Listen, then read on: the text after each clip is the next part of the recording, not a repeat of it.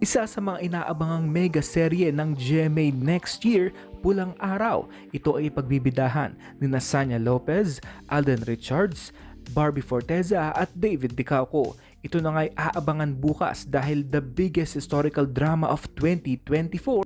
Narito na nga't mapapanood na natin bukas dahil ito na nga ang pangatlong pagtatambalan ng barda na sina Barbie Forteza at David Licauco dahil ito na nga marahil ang mega seryeng pagtatambalan nilang dalawa. Grabe na talaga ang power ng barda dahil sunod-sunod ang kanilang mga teleserye sa GMA at ito na nga ang pinaka-aabangan dahil ibang klase talaga ang pagsasamahan nilang dalawa.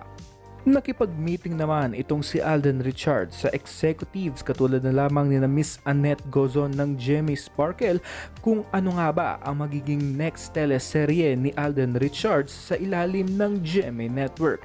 Kaya naman narito na nga at binigyan at hiniling dahil si Alden na nga ay makakapareha na nga niya for the very first time sa isang teleserye itong si Sanya Lopez na binansagang First Lady of Primetime. Nagkakasama naman sina Sanya at Alden sa mga ganap ng GMA katulad na lamang ng GMA Gala, mga Sparkle Spell, pero sa isang teleserye hindi pa sila nagkakasama. Huli silang nagsama sa isang episode ng Magpakailanman at nag-trending din ito at mataas ang naging rating.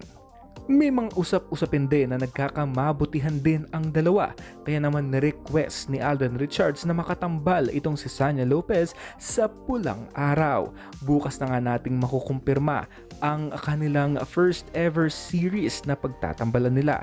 Mapapansin na itong tatlong upcoming GMA historical drama series nandito ang Pulang Araw. Kaya naman inaasahang magiging maganda rin ito dahil kilala ang GMA sa mga culture historical serye na pinapalabas sa GMA Network.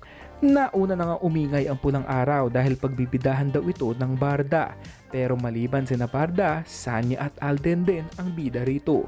Iba pang cast ay sina Aidan Veneracion, Ashley Ortega at Angelo De Leon. Kaabang-abang talaga itong biggest mega serye katulad na lamang ng Sangre na ipapalabas din sa GMA Telebabad sa 2024. Ibang klase talaga kung magbigay ng full and quality entertainment ang GMA Telebabad next year. Kaabang-abang talaga lalong-lalo na itong Pulang Araw. And that's all for now. This has been Chico Manangan TV. Thank you for watching.